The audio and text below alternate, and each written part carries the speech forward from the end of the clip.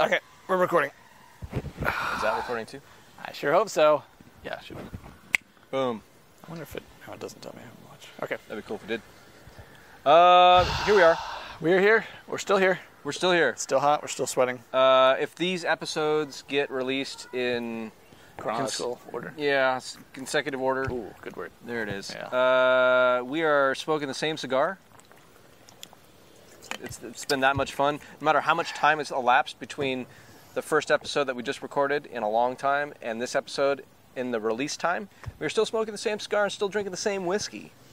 What cigar are you smoking? Thompson? Yeah. Weird. So am I. Thompson. We're making these cigars last two episodes. Out of Miami. Ba-boom. And we're still drinking the Whistler. The Whistler. It's actually a blend I made. Have you been to Whistler? I like Whistler. I've been to Canada? Yeah, I've been there. Yeah. I prefer it in the summertime.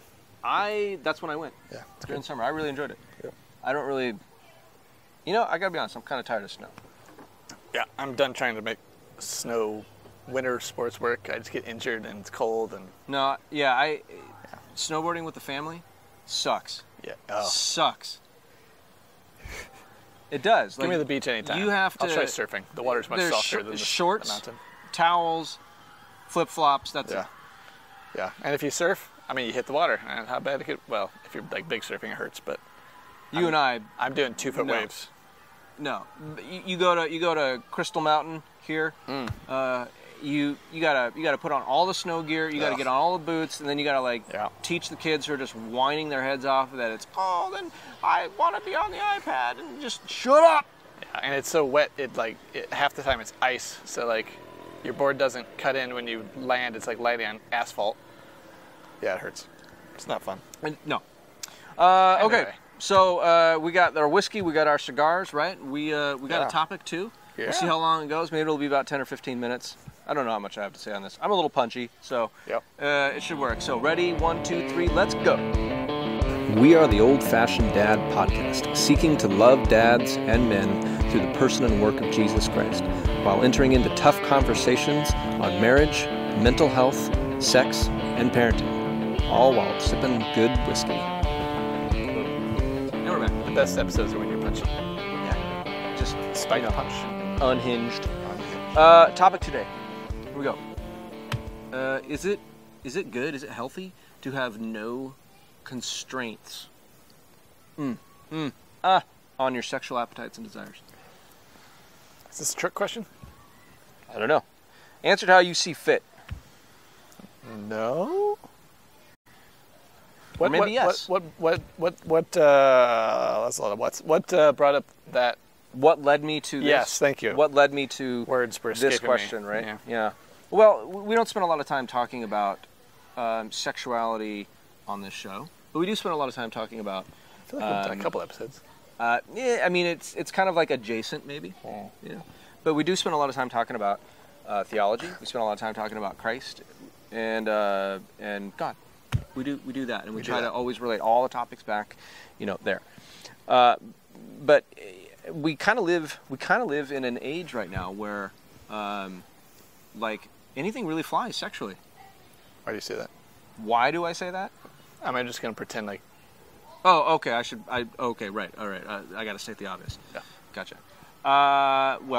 You have this new movement out there that is becoming very, very militant. Which move was that? Is it the movement that prefers animal crackers over macaroni and cheese at lunchtime? It's not that movement. No. That was really random. No, the movement out there that is becoming very, very aggressive, very, very militant. How do you like macaroni and cheese? Is the trans community. Yeah, the trans community, which has found a home or has been, in the 4-letter acronym that we've known for a long time, LGBT, right? Which is weird. Well, not weird. Well, maybe weird. I don't know. I don't like using the word weird because it just implies that it's something other than what you are used to. Which is unusual because the people that are in the gay community, the lesbian community, are very different and believe very different things than the trans community, typically. 1000%. And so I know a lot of those gays, lesser than lesbians. I know some of them. I mean, I don't delve into this too much, but the conversations I have had are basically a frustration because the whole argument of the trans thing basically goes against what they've been trying to do for 30 years. I mean, their whole premise, it uproots their whole premise and basically says anything goes, definitions don't matter, what a man and woman is doesn't matter, which makes being gay or bisexual, which has largely been their identity, makes it irrelevant. Yeah. Also feminism, which because, you know. No, what is a woman? Right. Well, because the premise of that is to have, you know, honor and dignity as a woman and be treated equally. But if there's no such thing as a woman, well, why not have a biological dude compete and crush women in their sports? Sure, why not? Which is very not feminine, very not woman friendly. Yeah. But it's offensive to say woman. So this movement, which I mean is everywhere, right? I mean, it seems to be. I don't know. You can't turn on the TV. You can't turn on the news. Right. Does anybody watch TV? Does anybody watch news exclusively on TV anymore? I don't know, man. Yeah. At any rate, you can't go anywhere nowadays, especially in Seattle, and on the cusp, should I say, precipice of May turning into June. What is June nowadays? The whole month of June. What happens? It gets hot. Man, you are not on the same wavelength with me. I got to get you there. I got to get you there. The sun's baking. I don't know. Pride Month. The entire month of June is Pride. I just think Juneteenth has been a thing around here, but that's a different issue. That is a different thing.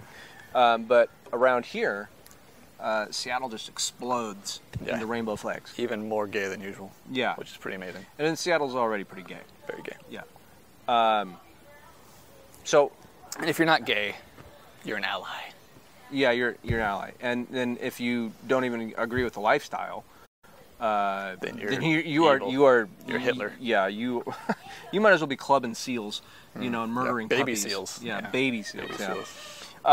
But so this movement, you know, which is, I mean, it's rooted in sexuality, right? I mean, even lesbians and gays, like it's rooted in sexuality. Right. Like it's like a core foundation of their identity. Now, a lot of them would say, like, well, it's not the only thing about me. I'm like, okay, sure, maybe that's not the only thing about you, but, like, this thing makes up, let's say, 98% of you. It is a very large piece of who you are and how you frame up life and how you make decisions and go about your life. Yes, you want to disagree? Go for it. Yeah, can you see that underneath my glasses? I could see you going like, I don't know about that. I mean, to be fair, I think that's much more true with the gay. With male homosexuals. Okay, so you're gonna make a distinction here. Yeah, because that's the stereotype with you know, homosexual men. I think the sexuality aspect of it is much less for lesbians. In my experience and conversations, it seems much more emotional or response to maybe abuse or whatever from male figures in their life, and I think it tends to be more psychological and less sexually driven. Yeah, I will disagree with you on that. Okay. I mean, you are the professional counselor, but it doesn't mean I've done a lot of counseling for the LGBT community. But from my personal experience, like both like gay men, so gay men approach sex differently than lesbians, right? You know, they tend to be much more promiscuous and that sort of thing, as opposed to lesbians, which tend to be more relational and committed, in my experience. That is true, and that is right. But you still have this main ingredient of sexuality being very core to their ideology. Okay. Right. So you wouldn't boil it down to just attraction. You boil it down to actual sexuality. I do. Yeah. Okay. Yeah. And so like when I was thinking about topics to talk about today, like sexuality is just right out there in front of us. Like LGBT stuff, mostly T stuff, is like right out there in front of us. Sure, that's the big T on the eye chart. Yep, the big T on the eye chart, the old T on the eye chart. And I thought to myself, is it good to just like express yourself however you want sexually in whatever way you want, and like, I mean, is that healthy? I don't think so. Why don't you think so? I mean, I would bring this back to my parenting analogy. Okay. I don't remember where I got this. It's probably from a sermon or something. But it was explained to me, like in the context of parenting. If you have a kid, they want to do what they want to do, and usually it's self-destructive. Yeah. It's not good because they don't know any better. If you think about that in the sense of, you want to let your kid be free and safe, you would have a fenced-in yard, so that they can be free, but it has boundaries, there's parameters to keep them safe, right? Because if they get on the other side of that fence, well, there's a freeway. Mm-hmm. Now, you can make the case that it's not really loving, or you're not really free unless you've got total freedom to do whatever you want. Let that 2-year-old go play in the freeway. But what loving parent would allow that? That'd be asinine. So they, have a fence, so they have boundaries in order for them to be totally free and to flourish and not die. Yeah.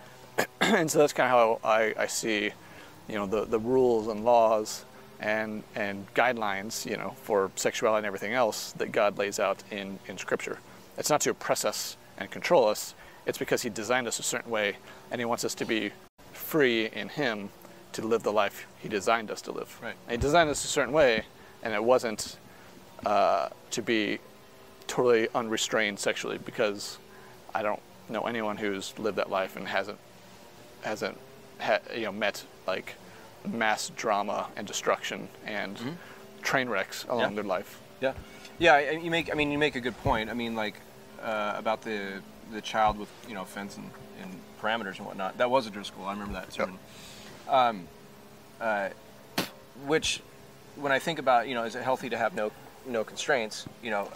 I think I also think in tandem that Americans are really obsessed with freedom. We were pretty freedom heady. We are a country bred out of rebellion because of religious and political oppression. Right. Yeah. So we had a legitimate reason to go and seek to be free because we were being oppressed from a tyrannical dictator. Right. Yep. Okay. And so over the years, freedom has been baked into our DNA. Sure. Right. We need to be able to speak our mind. We need to be able to act the way that we want to be able to act. Speak truth to power and all that. Yeah. Everything's become a right, and everything is very freedom driven.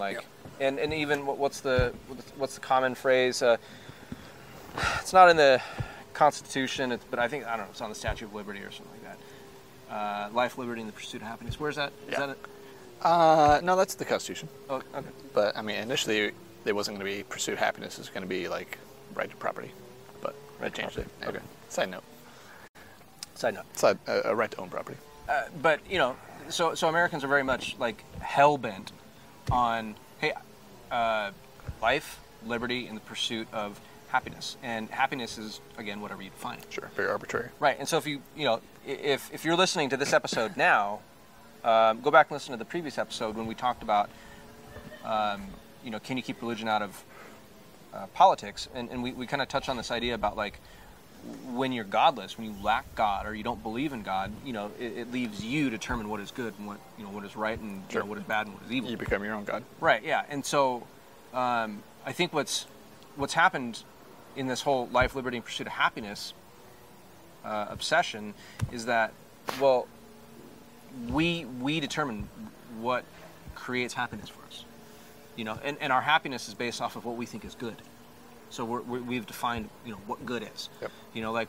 We've completely moved away from what God says and said, well, I don't care about that, or God doesn't exist, so I'm going to go ahead and define what good is, because again, people are basically good, right? People are basically good. Sure. We have a more in-depth conversation on that last episode, but yeah, that's the if you don't believe in God or the Bible, that tends to be the cultural starting point. People are essentially good, and if you're a good person, then good things will happen to you, and if you believe in heaven, you'll go to heaven or live a good life or whatever. So yeah, which is antithetical to Scripture. What God says is you're essentially evil, and you need a heart transformation, and you need saving. Yeah, and so here's my argument, or here's my what I'm going to say. I think that kind of goes along with your fence analogy. Is that okay? Is it the obvious answer to is it healthy? Okay, obvious answer to a Christian, I should say.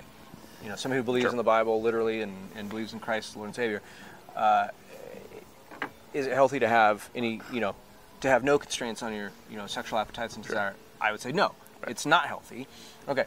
Can I put an analogy in there? Sure.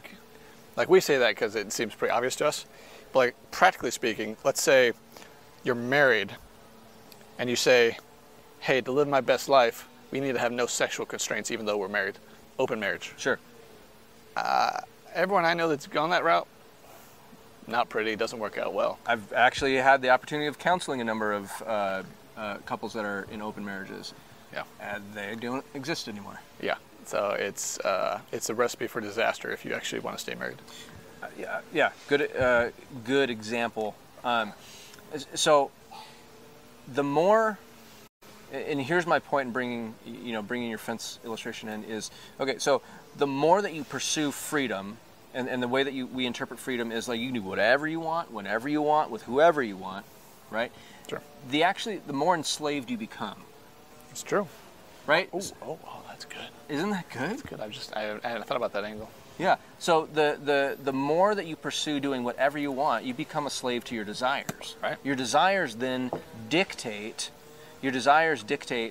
How then you function and how you live. And what ends up happening, similar to drug addiction, is it consumes you and eventually kills you like a cancer. Right. Yeah. No, that's good. I hadn't even thought about that part of it. I was just because that's essentially what it is. When you don't have boundaries to kind of protect you, because we're designed a certain way. Like you think about it. You break it down to real basics. Like cars designed to run on gasoline, right? Yeah. If you take the approach, well, that's really oppressive. I think it'd be this car needs to be free. We need to put diesel in this thing, or sugar. Like it's not going to work.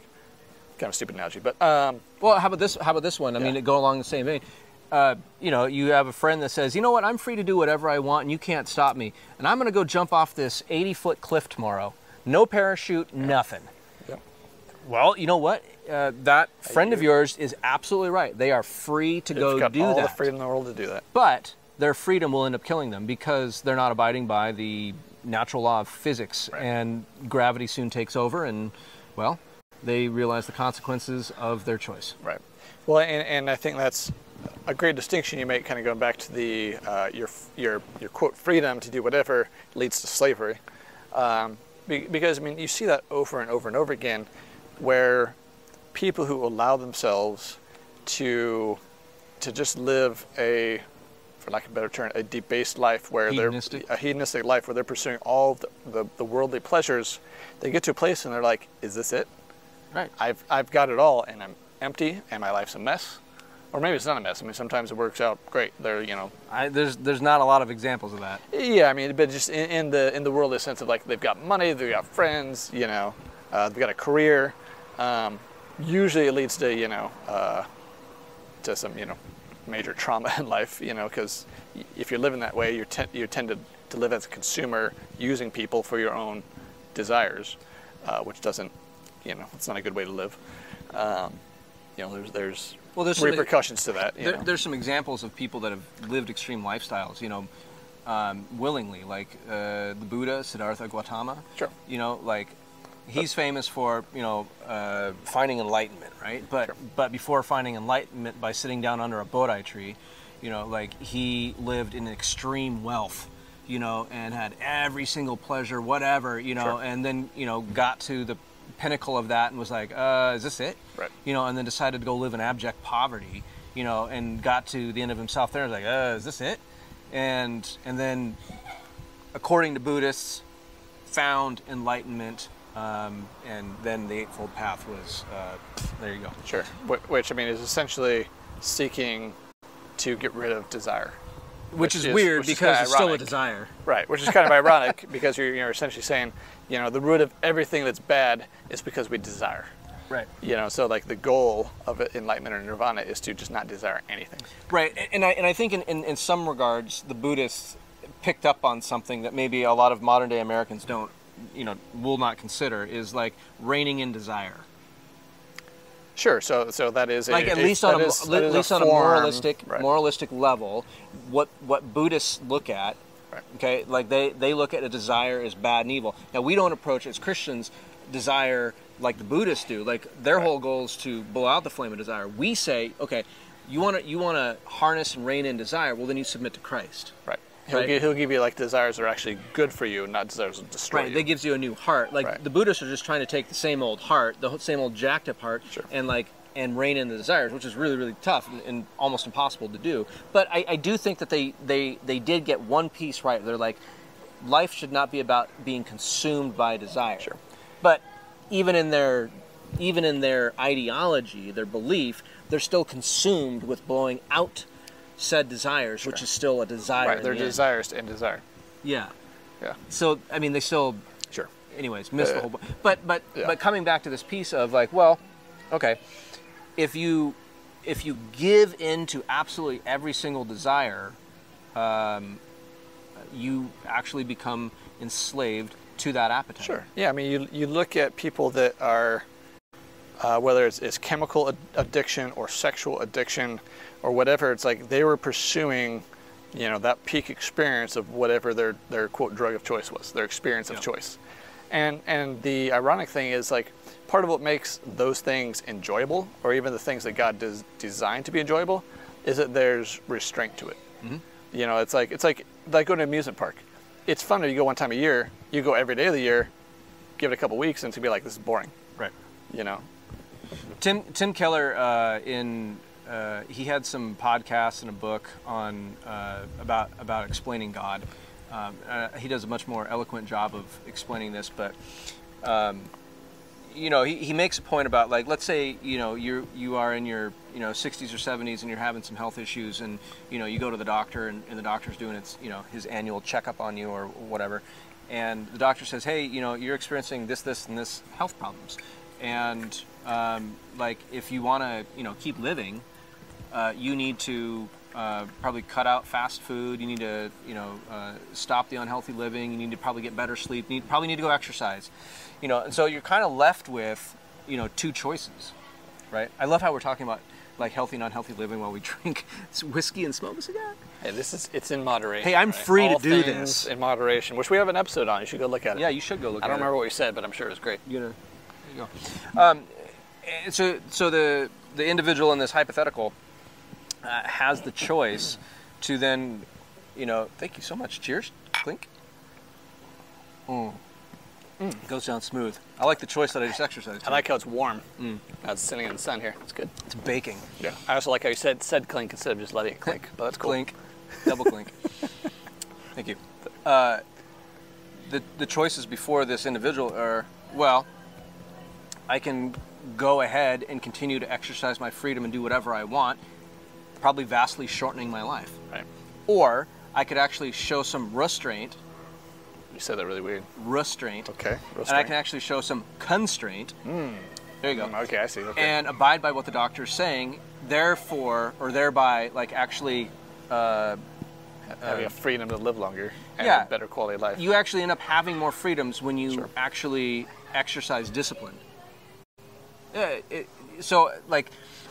this is an area, because I think most people would say, like, hey, you need to eat healthy, you need to drink your water, you can't have too much alcohol, you can't be smoking. Like, I think a lot of people, modern day Americans, would say, like, yeah, absolutely, eat healthy, get exercise, yeah, you don't want to eat junk food too much, like, hang out, go for walks, like, they're all about self-care. Do yoga. Yeah, whatever. Meditate. But when it comes to the issue of sexuality, this concept of having restraint, no, you cannot have that conversation. And then even operating by, like, hey, is it up to us to determine how sexuality is supposed to function? Like, that's not even a part of the conversation. We can't have that conversation, because what are we then, bigots and speak for yourself, and buddy. Oppressive? Okay, I'm a bigot. I wanted to have a conversation about it. We're not going to solve anything here. Oh, we just solved it. People, it's a done deal. Here it is. You are a slave to the things that you consume your appetites on. Yeah, to bring us back to parenting, because we haven't really talked about parenting in a couple episodes. We should talk about that, right? Not that we're restrained or controlled by that. But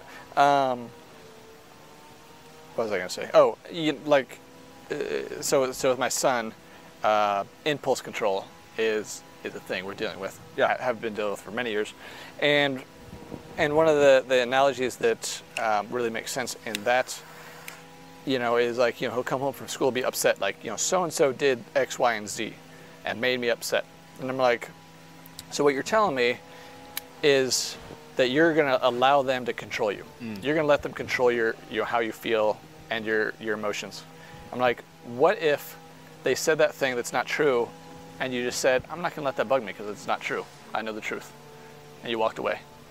You're maintaining control of yourself. You're not letting them control you. Yeah. And it's very similar in that regard, where your desires will very quickly become your master. And you no longer are, I want to do this thing. You're like, I can't help it.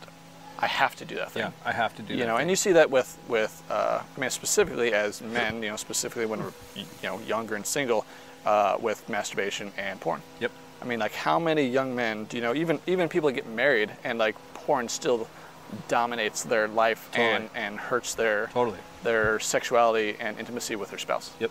And they're like, I want to, but I can't. Or maybe they're like, or maybe they've got to a place of hopelessness where they're like, they've justified it, and they now think it's a good thing, or it's a neutral thing, and it doesn't matter. Yeah. Like, try to explain that to your wife. Doesn't work. That's not going to work. I've tried. Yeah. It doesn't work. Right. Did we talk about that in an episode? Probably. Okay. Go look at that episode. But I think some of the point that you're making is the longer that you are in a desire that has consumed you, because you're saying like, hey, I can do whatever I want. I'm free to do this. Sure. The longer you're in that desire, the more distorted. The more distorted your brain becomes, the more distorted, and then you're not even able to like decipher like, hey, is this healthy for me or not? Right. Because you can't, because you don't even know what it's like to function anymore without it. Right. Well, because quite literally, physiologically, it acts like a drug. Like, you need that dopamine hit. Yep. You need that. Whatever that thing is that you're chasing, and it quickly becomes something that rules you. Well, and I think for a lot of people, especially when it comes to sexuality, is like, if they're not that, then what are they? Identity, right? Like, identity is so huge for human beings. Like, we are constantly, like, I hate the fact that like a lot of humans will say things like, I don't want to be labeled, yet then they go and they label themselves into whatever category. Sure. Like the I won't go into that. Yeah, I mean, we're meaning makers. Yeah. Like, our brain is designed by God to have a purpose in life and seek meaning and stuff. Yeah. It's a rare individual who can go through life and say, this is all meaningless and I'm okay with that. And we call those nihilists. Yeah. Even a nihilist wouldn't be okay with that. They would just be like, everything's meaningless. Yeah. So I guess I don't know what my point to that was, but I'm sure. Well, we're meaning makers, meaning yeah. I mean, that is the point, and I think that point stands on its own merit. Right, and I guess the extrapolation of that is we have an identity, whether we consciously acknowledge it or not. Whether it's politically, and saying our like virtue signaling for the group we align with, or it's religiously, we have an identity at our core, and it's either through our activities, and we think it's superficial, or it's through our relational connections, or through our religious affiliation. Like, we have an identity. You can't get away from that. Right. So, I don't know that there's much more to dissect on this. I think I simply wanted to ask the question and see, how the bouncy rubber ball of the conversation hit the different walls and where it went in its trajectory. It was like having a game of racquetball, really, is what this was. Well, then that sounds far more organized than I thought it would be. So we had constraints. We had walls. That's good. That's right. So that meant that game actually went well and we had fun. Woo! High five. Wow. Very nice. Very nice.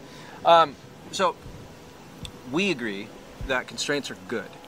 We agree here at the Old Fashioned Dad podcast that God designs everything, and that we should function within that design, and those designs are for our own good, similar to the kid and fence illustration, that the fence is there to protect the kid, and the kid can still have fun within the parameters of the fence. I agree. Yeah. And I would say that as Christians, there's probably less constraints in the marital bedroom than many of us think. Absolutely. Whoa! When we're free in Christ, there's actually more freedom. Yep. Right? And when we're not free in Christ, then we're free to be consumed by our desires, which then only enslaves us.